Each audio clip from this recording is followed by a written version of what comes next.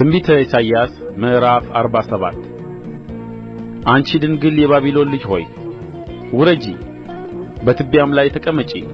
የከለዳውያን ሴት ልጅ ሆይ ከዚህ በኋላ ቅልጣናምና ቅምጥል አትባይምና ያለ ዙፋን በመሬት ላይ ተቀመጪ። ወፍጮ ወስደሽ ዱቄቱን ፍጪ፣ መሸፈኛሽን አውጪ፣ ረጅሙንም ልብስሽን አውልቀሽ ጣዪው። ባትሽን ግለጪ፣ ወንዙን ተሻገሪ። ኀፍረተ ሥጋሽ ይገለጣል፣ ኀፍረትሽም ይታያል። እኔ እበቀላለሁ፣ ለማንም አልራራም። ታዳጊያችን ስሙ የሠራዊት ጌታ እግዚአብሔር የእስራኤል ቅዱስ ነው። የከለዳውያን ሴት ልጅ ሆይ ከዚህ በኋላ የመንግሥታት እመቤት አትባይምና ዝም ብለሽ ተቀመጪ። ወደ ጨለማም ውስጥ ግቢ። በሕዝቤ ላይ ተቈጥቼ ነበር፣ ርስቴንም አረከስሁ። በእጅሽም አሳልፌ ሰጠኋቸው፣ ከእነርሱም ጋር ምሕረት አላደረግሽም። በሽማግሌዎቻቸው ላይ ቀንበርሽን እጅግ አክብደሻል። አንቺም እኔ ለዘላለም እመቤት እሆናለሁ ብለሻል። ይህንም ብለሽ አላደረግሽም፣ ፍጻሜውንም አላሰብሽም። አሁንም አንቺ ቅምጥል ተዘልለሽ የምትቀመጪ በልብሽም እኔ ነኝ፣ ከእኔም በቀር ሌላ የለም፣ መበለትም ሆኜ አልኖርም፣ የወላድ መካንነትንም አላውቅም የምትዪ ይህን ስሚ።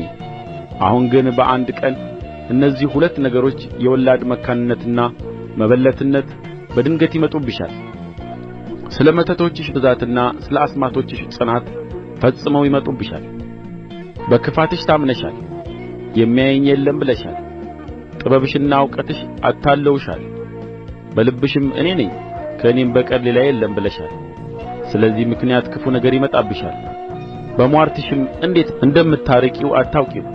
ጉዳት ይወድቅብሻል፣ ታስወግጂውም ዘንድ አይቻልሽም። የማታውቂያትም ጕስቍልና ድንገት ትመጣብሻለች። ምናልባትም መጠቀም ትችዪ ወይም ታስደነግጪ እንደሆነ ከአስማቶችሽና ከሕፃንነትሽ ጀምረሽ ከደከምሽበት ከመተቶችሽ ብዛት ጋር ቁሚ። በምክርሽ ብዛት ደክመሻል። አሁንም የሰማይን ከዋክብት የሚቈጥሩ ከዋክብትንም የሚመለከቱ በየመባቻውም የሚመጣውን ነገር የሚናገሩ ተነሥተው ከሚመጣብሽ ነገር ያድኑሽ። እነሆ እንደ እብቅ ይሆናሉ፣ እሳትም ያቃጥላቸዋል። ሰውነታቸውንም ከነበልባል ኃይል አያድኑም። እርሱም ሰው እንደሚሞቀው ፍም ወይም በፊቱ ሰው እንደሚቀመጥበት እሳት ያለ አይደለም። የደከምሽባቸው ነገሮች እንዲህ ይሆኑብሻል። ከሕፃንነትሽ ጀምረው ከአንቺ ጋር ይነግዱ የነበሩ እያንዳንዳቸው ወደ ስፍራቸው ይሄዳሉ፣ የሚያድንሽም የለም።